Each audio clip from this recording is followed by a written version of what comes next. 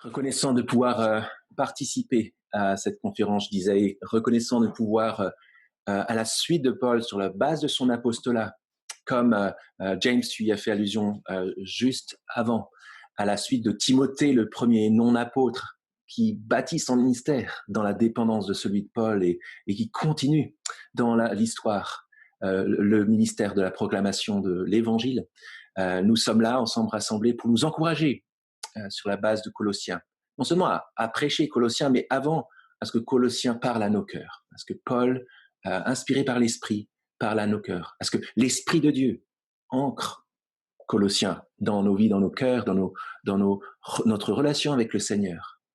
Et je prie vraiment que ce qu'on va lire maintenant, dans Colossiens au chapitre 1, au verset 24 jusqu'à 2, au verset 5, puisse faire cela, nous encourager. Je vous invite à le lire. Donc, prenez vos Bibles, Colossiens 1, chapitre 1, verset 24 à 2, verset 5. Voilà ce que Paul dit. Je me réjouis maintenant dans mes souffrances pour vous, et je supplée dans ma chair à ce qui manque aux afflictions du Christ pour son corps qui est l'Église. C'est d'elle que je suis devenu serviteur. J'ai été chargé par Dieu de vous annoncer pleinement la parole de Dieu, le mystère caché de tout temps et à toutes les générations, mais dévoilé maintenant à ses saints, à qui Dieu a voulu faire connaître quelle est la glorieuse richesse de ce mystère parmi les païens, c'est-à-dire Christ en vous, l'espérance de la gloire. C'est lui que nous annonçons, en avertissant tout homme et en instruisant tout homme en toute sagesse, afin de rendre tout homme parfait en Christ. C'est à cela que je travaille en combattant avec sa force qui agit puissamment en moi. Je veux en effet que vous sachiez quel grand combat je soutiens pour vous, pour ceux de Laodicée et pour tous ceux qui n'ont pas vu mon visage, afin que leur cœur soit consolé, qu'ils soient unis dans l'amour et enrichis d'une pleine certitude de l'intelligence, pour connaître le mystère de Dieu, Christ, en qui sont cachés tous les trésors de la sagesse et de la connaissance. Je dis cela afin que personne ne vous trompe par des discours séduisants, car si je suis absent de corps, je suis avec vous en esprit, voyant avec joie le bon ordre qui règne parmi vous et la solidité de votre foi en Christ. Jusqu'ici, notre lecture de la parole de Dieu, et on prie que dans sa grâce, par son Saint-Esprit, il ancre cette parole en nous pour en vivre. J'aimerais vous parler de Matteo, de Frédéric, d'Alain et d'Alban. Matteo qui est cassé.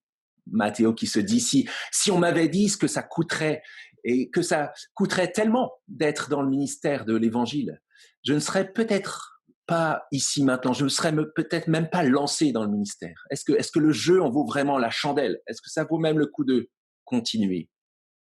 Et de l'autre côté de la France, on a Frédéric qui est tenté. Est-ce que finalement, au milieu du ministère, c'est si mal que ça, de me garder un peu de confort matériel, financier et surtout relationnel, de passer un peu moins pour un extraterrestre et une bête bizarre aux yeux des gens, des voisinages ou des parents, des parents, des copains de classe de mes enfants. Et puis on a Alain qui est dans la banlieue de Bruxelles. Vous le connaissez peut-être pas, mais je l'ai rencontré en tout cas hier. Non, Alain effrayé par ses résistances. Il entend parler de ce qui se passe dans l'Occident, non seulement en Belgique, mais aussi en France, juste à côté. Et puis, il voit ce qui se passe dans l'Occident en général. Il voit ce monde à la fois tentant et hostile. Il voit ces pressions tout autour. Et puis, il entend parler de son ami qui est pasteur à Bordeaux et qui est aux prises avec une conception de la laïcité qui est plutôt dure et qui repousse toujours plus dans la sphère du privé Jésus et l'Évangile. Et puis il voit que dans son propre voisinage, il y a cette tentation athée, post-catholique très dure à l'Évangile. Et il se pose la question, est-ce que Est-ce qu'on va tenir le coup? Est-ce que je vais tenir le coup? Est-ce que l'Église va tenir le choc? Et puis on a Alban. Je vous dirai pas où il est, ça sert à rien. Mais Alban, il est plein de doutes.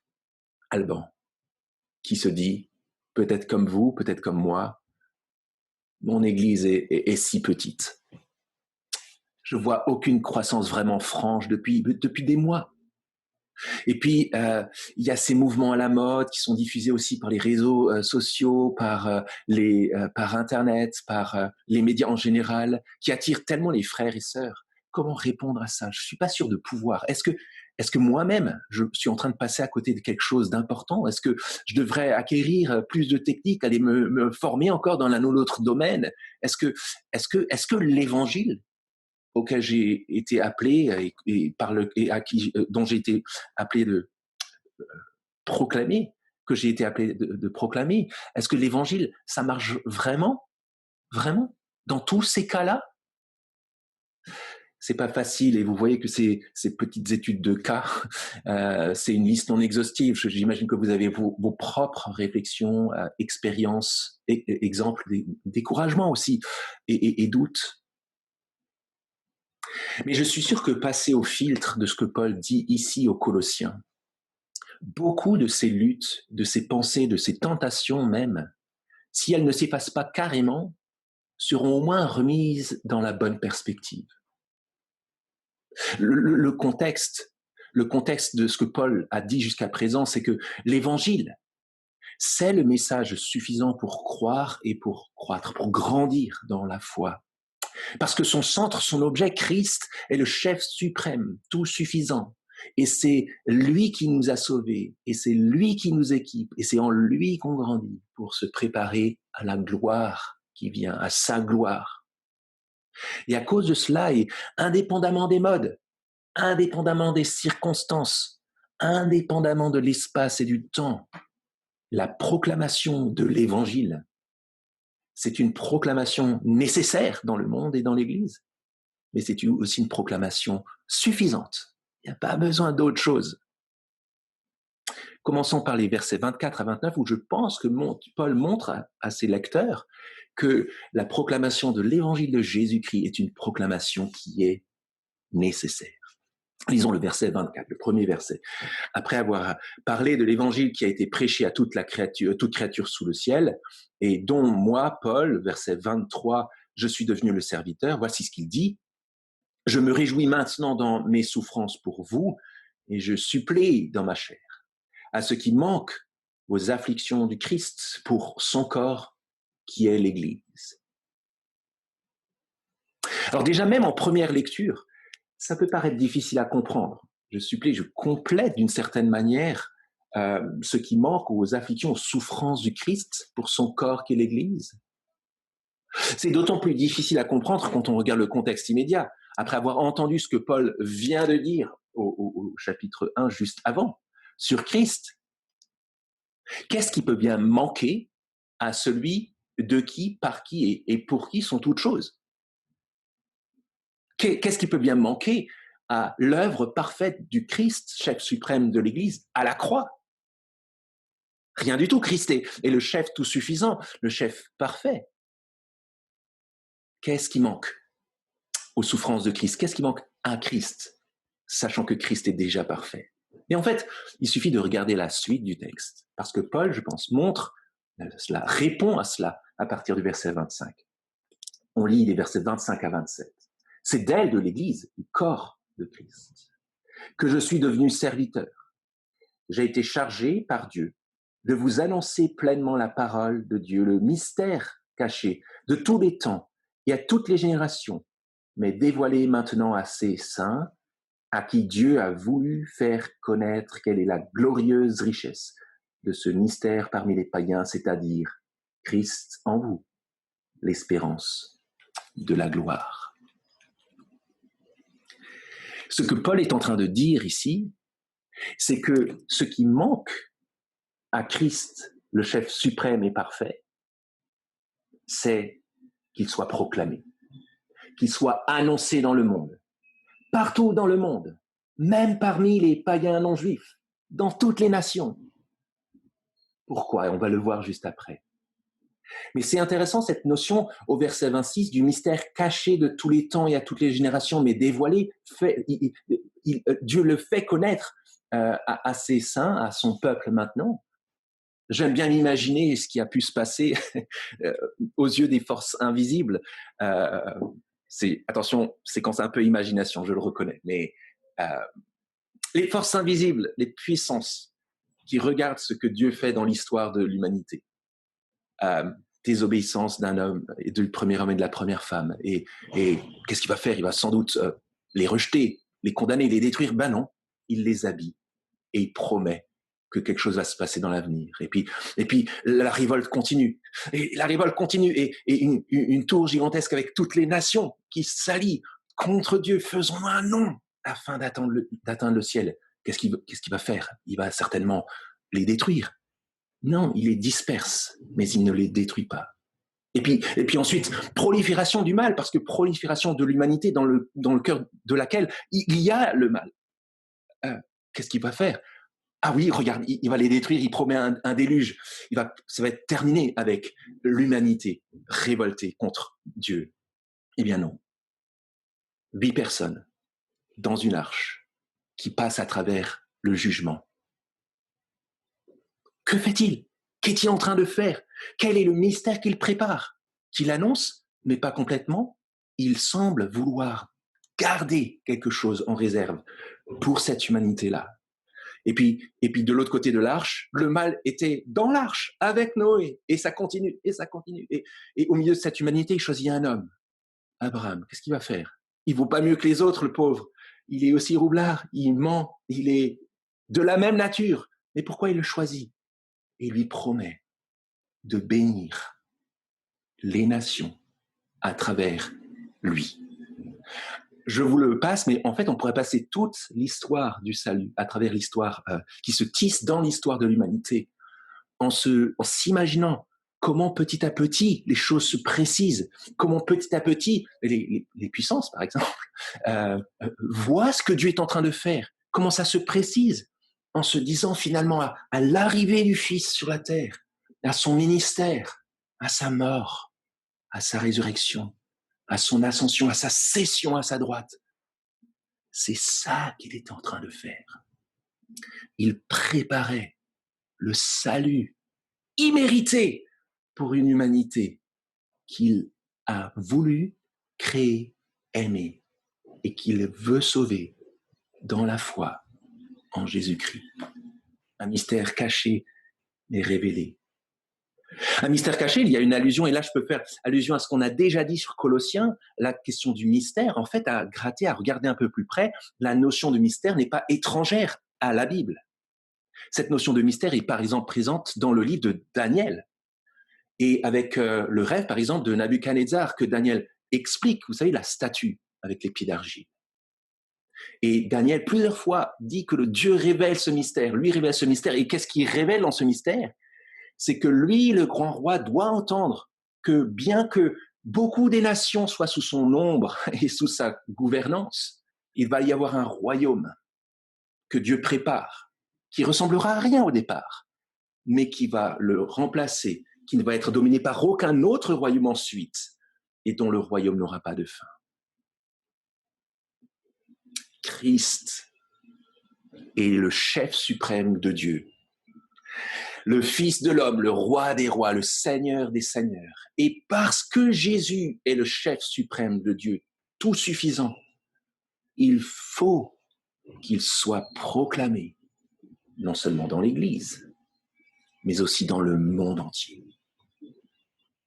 Sans la proclamation de Christ, les souffrances de Jésus seraient incomplètes, dans le sens tout simplement où les souffrances et la mort de Christ, Dieu les a voulues pour faire entrer dans son peuple, par lui, des hommes et des femmes issus du monde entier, des païens dont il est question dans ce texte, qui a voulu faire connaître parmi les païens la richesse de son amour. Et par quel moyen est-ce que ces hommes et ces femmes issus de toutes les nations auraient-ils accès à ce privilège?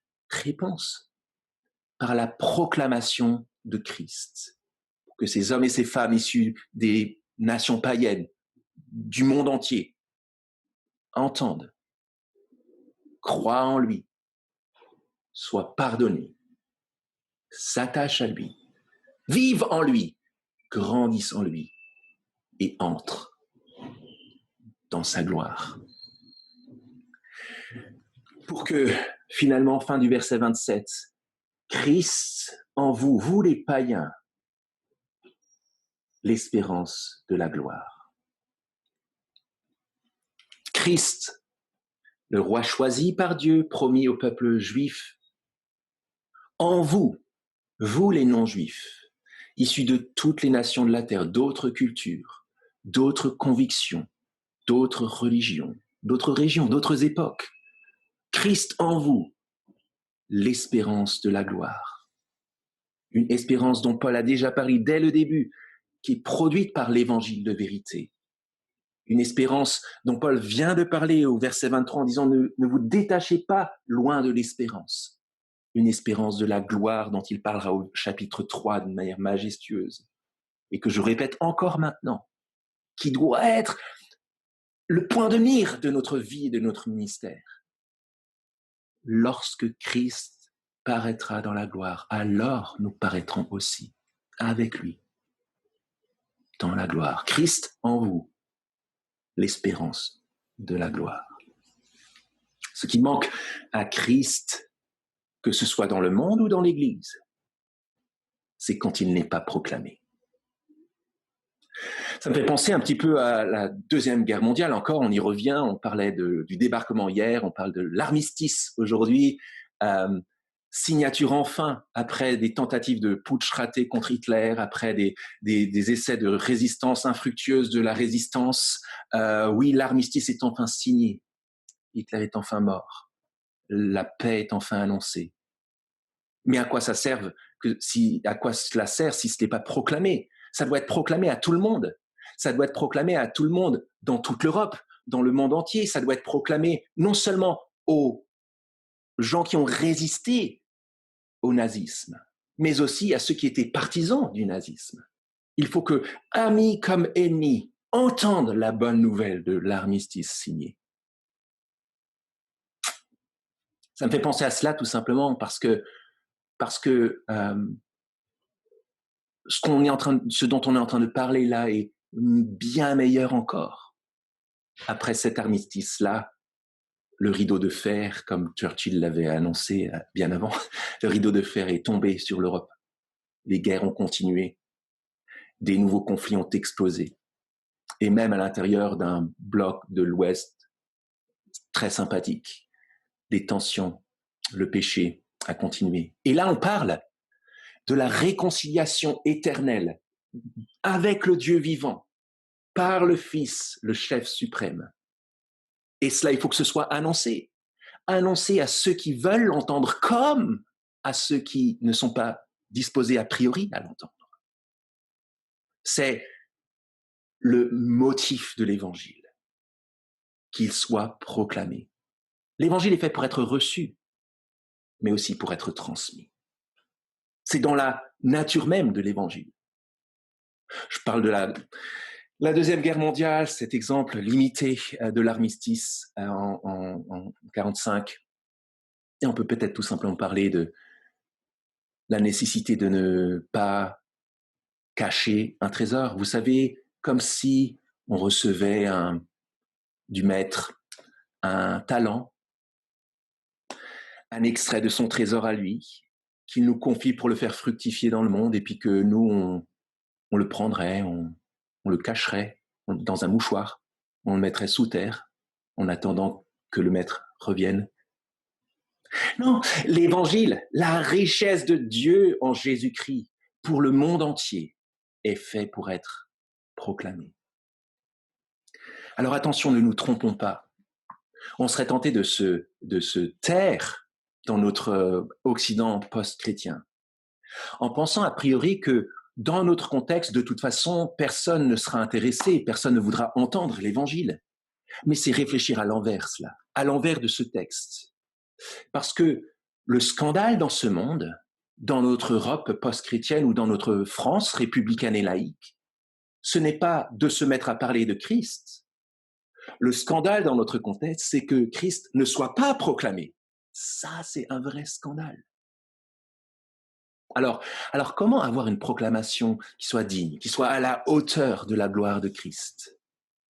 Alors, ce qui est encourageant pour nous, c'est que Paul, même relégué dans la sphère du privé d'une prison quelque part dans le bassin méditerranéen, Paul continue son ministère de proclamation de l'évangile sans problème. D'ailleurs, un ministère dont nous sommes encore au bénéfice 2000 ans après. Donc, ça vaut le coup d'y réfléchir. On y reviendra. Et Paul précise comment proclamer Christ, comment lui-même le fait avec son équipe. Verset 28. C'est lui, Christ, que nous annonçons, en avertissant tout homme et en instruisant tout homme en toute sagesse, afin de rendre tout homme parfait en Christ. Cela, c'est pas une surprise pour le lecteur de Colossiens, parce que afin de rendre tout homme parfait au mur ou solide en Christ, c'est ce que Christ vivait au moment même de mourir pour nous. Rappelons-nous ce qu'on a vu hier.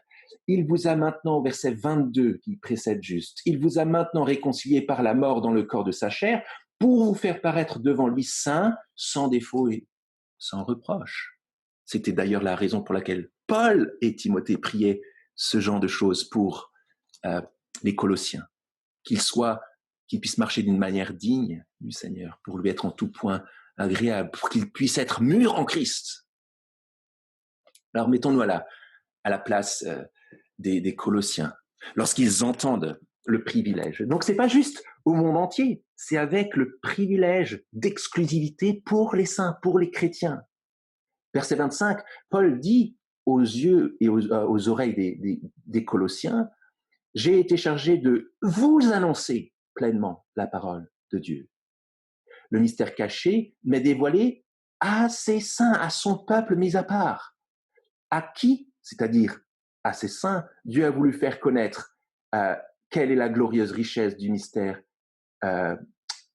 parmi les païens, de ce mystère parmi les païens. Christ en vous.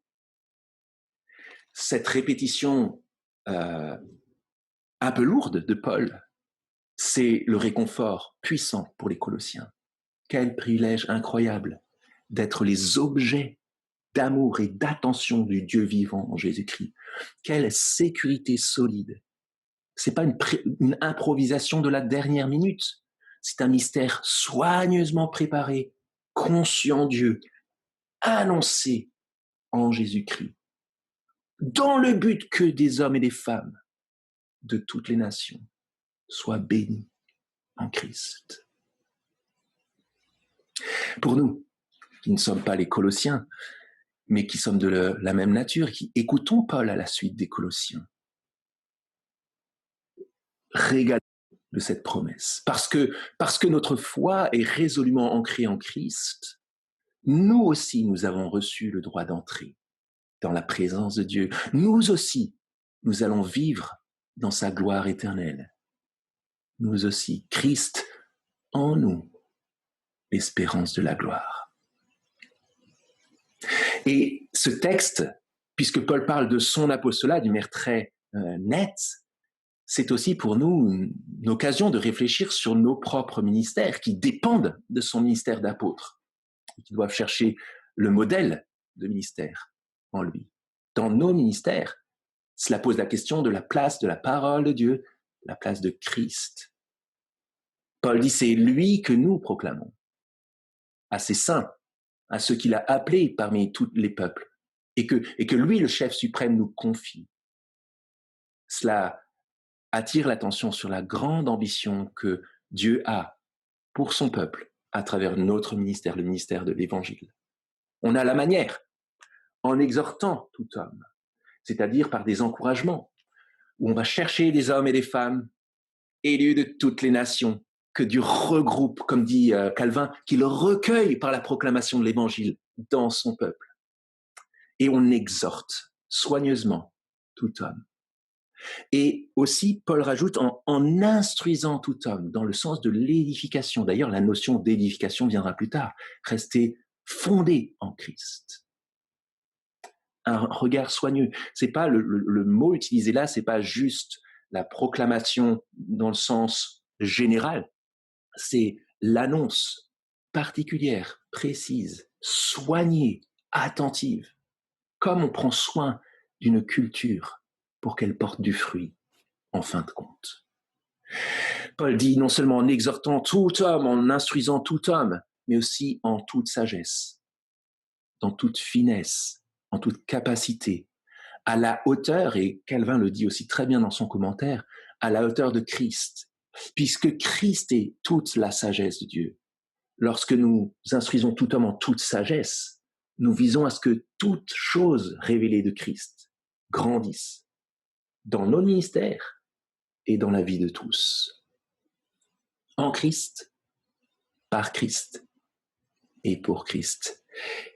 Et personne n'est à côté de cela. Et je trouve que c'est pastoralement d'une puissance incroyable. Tout homme, tout homme, tout homme. C'est l'ambition de Dieu pour chacun des membres de son peuple en Jésus-Christ. Ça doit être notre ambition pour chaque homme et chaque femme que Dieu nous confie, avec un but que tout homme soit parfait en Christ, que tout homme soit mûr en Christ, toute personne. Je pense que d'une manière assez naturelle, on devrait s'exhorter à avoir cette visée excellente de Dieu par la bouche de Paul, à avoir non seulement dans nos têtes, lorsqu'on prépare nos ministères pour une année, lorsqu'on réfléchit à notre ministère pour la semaine, pour la journée, dans notre prière notamment, dans ce qu'on vise par rapport à tel ou tel frère et sœur attentif, enseignable ou récalcitrant et avec des difficultés, une visée excellente, mais qu'il faut poser devant ceux que Dieu nous confie. Imaginez la motivation. Transmettre cela à nos églises et aussi à chaque individu. Ce que je veux à la suite de Paul, c'est que c'est en t'annonçant Christ que tu puisses être averti, instruit, en toute sagesse, pour que tu deviennes parfait, mûr, parfaitement en Christ. Et je veux donner ma vie pour ça. C'est ce qui est vraiment précieux à mes yeux. Ça vaut le coup de suer, de pleurer, voire de saigner pour cette cause-là. Et Paul ne dit pas autre chose dans le verset qui suit, c'est à cela, dit-il, que je travaille, en combattant avec sa force qui agit puissamment en moi. On va y revenir et je vais faire un temps à la fin où on prendra un peu plus de temps de réfléchir sur la question de la souffrance et du ministère dont Paul parle ici et qu'il nous faut aborder ensemble. Et avant cela, regardons les 5 premiers versets du chapitre 2. Parce que ce que Paul vient de dire en disant que la proclamation, l'annonce de Christ est une annonce nécessaire, il faut qu'elle se passe. Il dit maintenant qu'elle est une proclamation suffisante. Le contexte est profondément hostile. Vous voyez au verset 24 et puis aussi au verset 29, au premier verset du chapitre 2, le danger est externe, le combat est intense. On voit au verset 4 qu'il y a visiblement des dangers aussi en interne, des discours séduisants et attirants qui ne sont pas, je pense, nécessairement en externe, des voix qu'on entend dehors, mais peut-être des paroles, des voix qui s'immiscent à l'intérieur par des faux docteurs ou des faux docteurs en herbe, donc danger externe, danger interne. Et puis aussi, il y a l'absence de Paul qui est un facteur aggravant potentiellement. Il est en prison, on l'a dit juste avant. Au verset 5, on le voit, il n'est pas en mesure de les défendre directement, il est absent de corps. Et dans ce contexte, danger externe, danger interne, absence de Paul l'apôtre, quelle est la réponse de Paul? Comment répondre à cela? Eh bien, d'une manière déterminée, Paul campe sur les mêmes positions, et c'est ça que je trouve bluffant. Là, à partir du verset 1, lisons-le ensemble.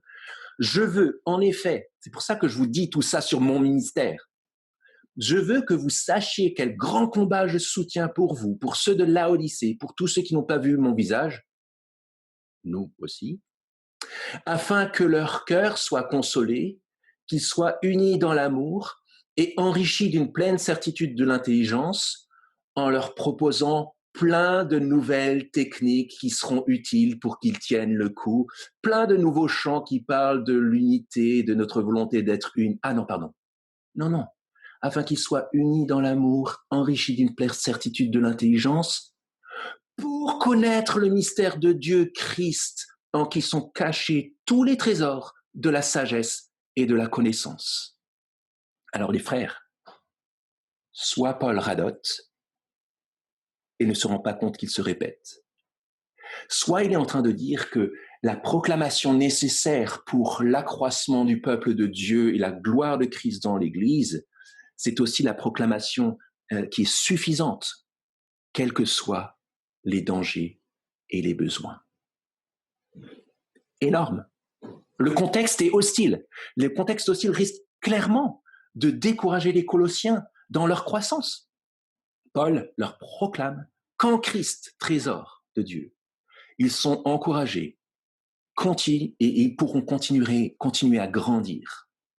Alors, il y a des beaux parleurs qui risquent clairement de séduire, des discours séduisants dont il est question, qui risquent d'immiscer des doutes, qui risquent peut-être de disloquer les choses en proposant des partis pris, des divisions, qui peut-être mettent en péril l'unité de l'Église. Paul leur proclame qu'en Christ, ils seront unis, enseignés, liés solidement dans l'amour, et qu'en Christ, trésor de Dieu, ils seront enrichis, renouvelés, d'une intelligence pleine, totale, sans faille. Christ encore, Christ toujours. Les promesses fausses et tordues visent sans doute à faire croire aux Colossiens qu'il existe quelque chose de mieux que l'Évangile, des mystères encore plus grands à connaître, des trésors ou des sagesses ou des religions encore plus efficaces. Paul leur proclame une fois de plus là, et je le redis, qu'en Christ sont cachés tous les trésors de la sagesse et de la connaissance. Quelles que soient nos situations, la proclamation de l'évangile de Jésus-Christ est nécessaire et suffisante pour toute chose. On ne peut pas être plus dans la vérité qu'en Christ. On ne peut pas être plus unis dans l'amour qu'en Christ. On ne peut pas être plus dans la vraie connaissance qu'en Christ. On ne peut pas être plus en sécurité qu'en Christ. On ne peut pas être plus riche qu'en Christ. On ne peut pas être plus sage qu'en Christ. Il ne manque rien, mes frères, à un ministère qui s'attache et qui proclame fidèlement Christ. Rien.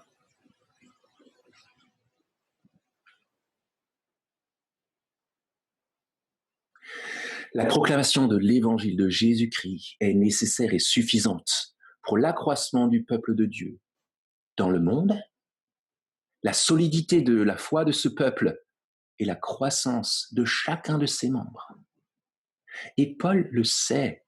Et dans ses souffrances, il s'en réjouit même. 2 mentions de la joie. Verset 24, je me réjouis. Et puis verset 5, je me réjouirai de voir la solidité de votre foi en Christ. Pourquoi Paul se réjouit même dans ses souffrances? Parce qu'il sait que ça vaut la peine de souffrir pour que Christ soit proclamé. Paul accepte que la souffrance fasse partie de la proclamation de l'évangile. Paul même souhaite souffrir si c'est le prix à payer pour que les Colossiens, pour que les Laodicéens, pour que ceux qui n'ont pas vu son visage, nous, continuent à grandir dans notre foi en Christ. Vous voyez comment petit à petit, juste en méditant ce texte, les craintes et les peurs et les tentations du départ s'estompent. Mathéo, cassé, Frédéric, tenté, Alain, effrayé, Alban, plein de doutes. Rassuré en Christ, dans le ministère de l'Évangile. Mais il reste une question que je pense utile qu'on se pose. Mes frères, jusqu'où est-ce qu'on est prêt à payer de notre personne pour que l'Évangile continue par nous à être proclamé? La vieille Europe est souvent, à juste titre, considérée comme la région molle du christianisme. Et peut-être qu'on se glorifie d'un passé glorieux, et peut-être qu'on a des choses à réfléchir. J'étais frappé il y a 2-3 ans dans la conférence annuelle de Portes Ouvertes des Chinois qui avaient voulu aller dans d'autres régions du monde, notamment en Irak et en Syrie, au temps de l'EI, pour faire part de leur expertise dans la souffrance, en se disant, pendant 50 ans, on a appris à proclamer, à annoncer Christ sous la dictature communiste, en souffrant, en étant enfermé.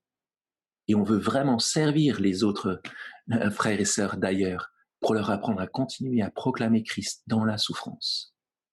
Dernièrement, un ami, dont je dirais pas le nom, mais que beaucoup d'entre nous connaissent, qui est quelque part en Afrique en train de servir dans une région ultra-musulmane, et qui m'a dit dernièrement au téléphone, la semaine dernière, évidemment que ça demande des souffrances et des sacrifices. Évidemment, on risque notre peau. Mais il va falloir apprendre à souffrir si on veut que Christ soit proclamé. Et il faut que Christ soit proclamé. Donc je suis prêt à souffrir. La souffrance dans le ministère de l'Évangile. Et on le sait et on le prêche. Mais je nous le prêche aujourd'hui. La souffrance dans le ministère de l'Évangile n'a rien d'un malheureux concours de circonstances, n'a rien de quelque chose qu'on devrait fuir pour consolider notre confort. Non, la souffrance dans le ministère de l'Évangile, c'est le motif typique de tout disciple de Christ et de tout serviteur de la parole. Paul dira à Timothée plus tard, « Souffre avec moi comme un bon soldat de Christ. »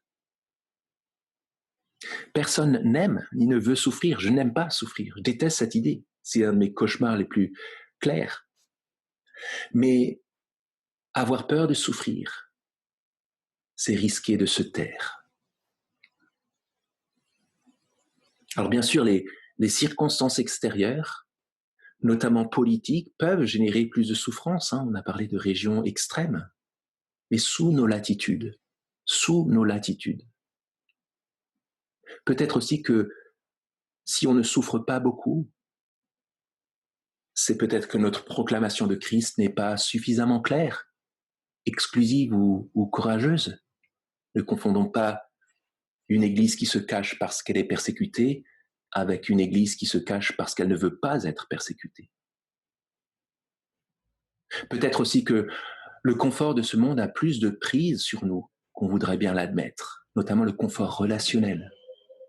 C'est cool de dire en France et à Paris qu'on est pasteur, parce que toi, tu peux te marier. C'est beaucoup moins cool de parler du jugement qui vient, du Dieu inévitable, de la nécessité de faire allégeance, de se repentir et d'être sauvé. Et puis aussi peut-être que notre amour pour d'autres trésors que Christ est malheureusement plus présent dans nos vies que ce que nous voudrions bien l'admettre. Et frères, ce qui est en jeu est énorme. Le but de la croissance de par Dieu, c'est de devenir mûr en Christ en vue de la gloire éternelle. Le moyen de la croissance de par Dieu, c'est connaître Christ. La condition de la croissance, c'est de par Dieu, proclamer fidèlement Christ. Et le prix de la croissance, de par Dieu, à la suite du serviteur souffrant, c'est de souffrir avec persévérance à cause de Christ. Ça peut nous coûter, ça va nous coûter, mais au résultat, est-ce que le jeu n'en vaut pas la chandelle? Je vous invite à un temps de silence, de méditation. On va avoir un temps en petit groupe de prière, mais j'aimerais juste d'abord conclure ce temps par une prière conclusive.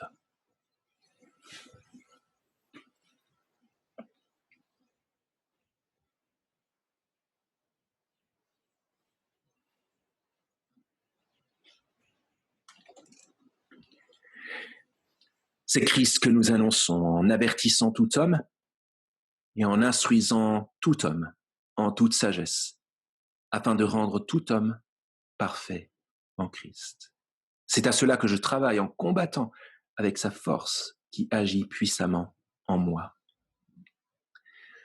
Merci Père, parce que comme tu as soutenu Jésus-Christ, ton Fils, jusqu'à la mort de la croix, merci parce que toi qui as soutenu Paul jusqu'au fond des cachots les plus sordides de son époque, merci parce que toi-même, dans cette même puissance qui agit puissamment en Paul, tu agis puissamment en nous pour que nous puissions continuer, quoi qu'il nous en coûte, à proclamer fidèlement l'Évangile. Parce que c'est nécessaire et suffisant. Convainc nos cœurs, Père, nous t'en supplions. Rends-nous capables de souffrir pour toi, pour que Christ soit annoncé, glorifié, pour que ton royaume grandisse dans le monde, ce royaume qui, selon la promesse du mystère révélé à Nabuchodonosor, n'aura pas de fin. Nous te demandons cela au nom de Jésus et pour ta gloire. Amen.